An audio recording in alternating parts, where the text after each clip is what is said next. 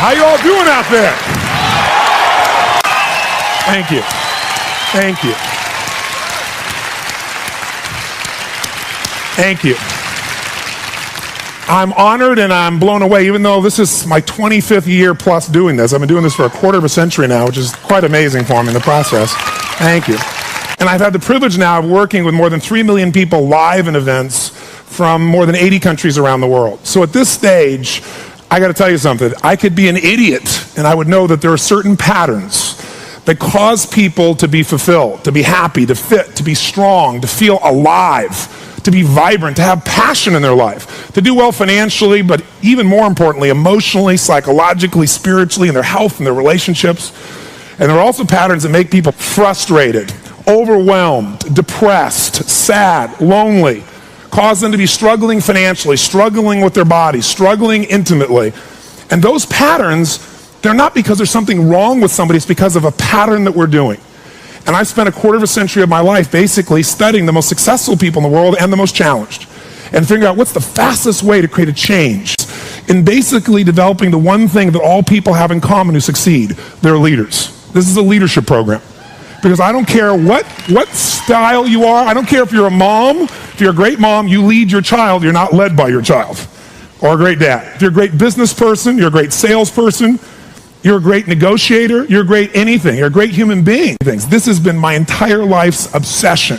What makes the difference in people's lives? And that leadership component, as I say, doesn't always mean somebody follows you. A leader is somebody who lives life on their terms. That you will never settle for less than you can be or share or give or create. It's not what we get that makes us happy, it's who we become. How we live our life, who we are as a person. People can take away all the things, but who you become, no one can take away. And the problem is most of us are trying to be something we're not. And it isn't so much about change, about changing yourself. The change happens when you be yourself. Know thyself, that's the hard part for most people, and then be thyself. Because most of us in our lives, out of our desire for respect or achievement or love or connection or something, we've been trying to be the way we think we'd have to be in order to get that love, respect, appreciation, whatever it is we've been after at some unconscious level. And we've been doing it so long that we think that this is who we are. Because success without fulfillment is failure. And I can't tell you how many people I work with who are supposedly the best in the world at what they do, and they have more money than they can spend, and they have all these people that love and respect them, and yet they're unhappy inside. Because if you want to know what's really you, where you're going to be alive is when it's really you. And you may even think you know who you are because you've been living a certain way, but I'll tell you how you'll know. You'll feel limited. You'll feel free. I have seen, out of 3 million people around this earth in 80 countries, I've seen just about anything you can see, and there are only so many patterns. And what you're going to find underneath all of this behavior is we have the same needs. There are 6 human needs we're going to review tonight. When you understand what those needs are and which ones you're focusing on, you start to understand why people do the crazy things they do, including you and I. And you begin to understand, hey, there might be a better way to meet my needs, and I don't have to get caught up in this game of stress and frustration and upset, or I could really help this person I care about, because I could see what's really going on. Part of what we want to accomplish here as leaders is we want to become practical psychologists. We want to understand what's really going on so we can help, so we can make a difference, so we can transform. So yes, of course you can do better in your business, because the more you understand about what people need and want, the greater you're going to be, the better manager, better leader, the better mom or dad, the better friend. And there's a better you that's available when you understand what's driving you. But most of us are running patterns over and over again, and we want to free that up. To free it up, we got to break the pattern. We got to do things that are different. So we're going to do something different. I'm not here because I believe in positive thinking. If you think that's what I believe, you don't know much about me. I'm not one of those people that believes you're supposed to go to your garden and chant, there's no weeds, there's no weeds, there's no weeds, there's no weeds. There's weeds right there. All right, that's what I believe. Here's what I believe. I believe that if you really want to be effective, you got to tell the truth. In fact, there's 3 mandates of leadership, if you want to jot them down, that may be the foundation of everything that I believe, and I hope that you will see as something that's useful for your own life to remember, because it's so fundamental. So the first mandate to leadership is not just to be positive. The first mandate to leadership is see it as it is, but not worse than it is. The first secret to being an effective leader in your life, whether it's you want to lead your body from the location it is right now you're unhappy about, you don't have the energy you want, your body's not where it wants, to where you want to be, that's leadership. You want to transform your business, that's leadership. Your income, that's leadership. You want to help your children, that's leadership. You're going to be a leader? Step number one, tell the truth. See as it really is, but don't make it worse than it is so you have an excuse not to try. What takes guts is to put yourself on the line. What takes guts is to say, I'm going to make this work. What takes guts is to say, I'm going to believe, knowing I could be disappointed or devastated. But you know what? Disappointment's a good emotion if you learn how to use it. Anybody can see it as it is and maybe be honest, but here's the real secret. Can you come up with a vision? Step two is see it better than it is. That's part of what we're going to do this weekend. Seeing it as it is, you got to be honest. And there's not anybody in this room, including me, doesn't have areas of their life that can be made better. But if we can figure out what they are and tell ourselves the truth, regardless of what other people think, then we got a chance to make a change. I learned something from General Schwarzkopf, one of the best leaders I've ever met. And I got a chance to spend quite a bit of time with him over the years. And he said to me, Tony, I'll tell you the secret to leadership. He said, the whole secret to your life, for any group, any individual, is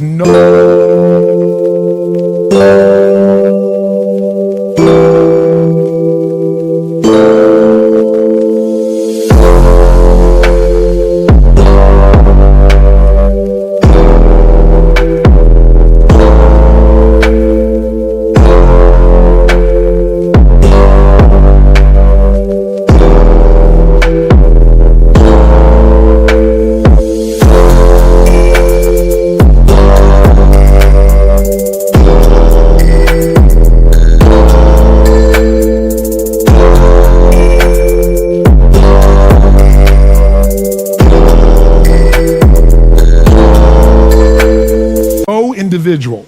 No organization can get better till they can admit something's wrong. And so you know what the problem is? No one wants things to be wrong, so we compare ourselves to others who are doing better than so we can feel really good. See, he raised the standard.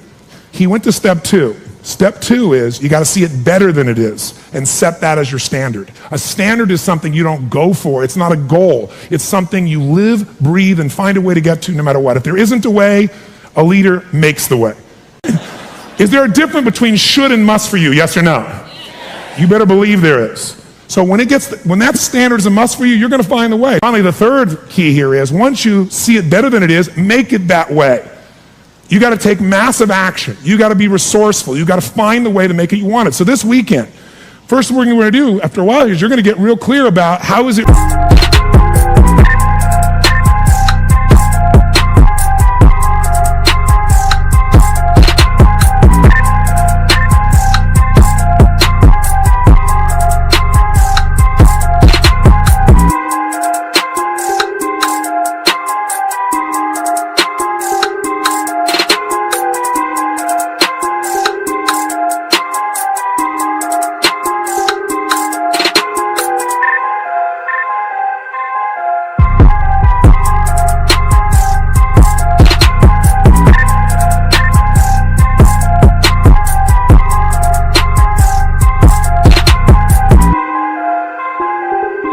Really? How is your relationship really? How is your body really? How is your career really? How are your finances really? All of us in this room, as different as we are, and you can look around, you see every gender, race, probably religion, belief structure in this room. The one thing I bet we have in common is we won't settle. How many came because you want more? How many came because you want more? Say I. Oh, say I. So whatever that more is that you came for, more energy, more focus, more determination, more confidence, more certainty, more love, more success, more playfulness, more of your body being where it is, more of your spirit alive, whatever it is. I can tell you this, whatever you think you came for, that's not why you came. Because I've done this for 25 years. I'm not saying you won't get that too. But what brought you here and what you're going to leave with is going to be more than what you thought. I can promise you. You want to know what makes us happy? Progress.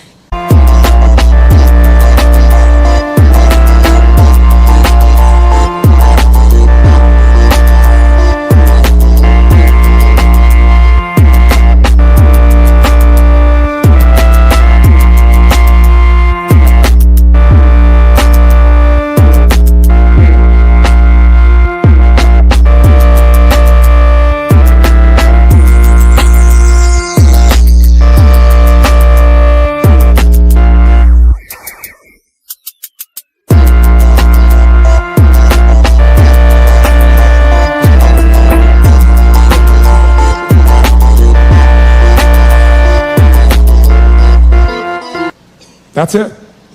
I don't care what you've achieved. If you don't feel like you're still growing, if you don't feel like you're still contributing, if you don't feel like there's some progress in your body or your mind or your relationship or your business, if you don't feel like there's progress, you're going to be unhappy. I don't care how big your life is compared to other people. Progress is the game, my friends. It's being alive. And if we're going to be alive, absolutely. Whatever your game plan is, it's ultimately to get to a certain feeling. And the truth is you can have it right now. This next few days is the beginning of that path, and we want to take it to a whole nother level. And let's start now.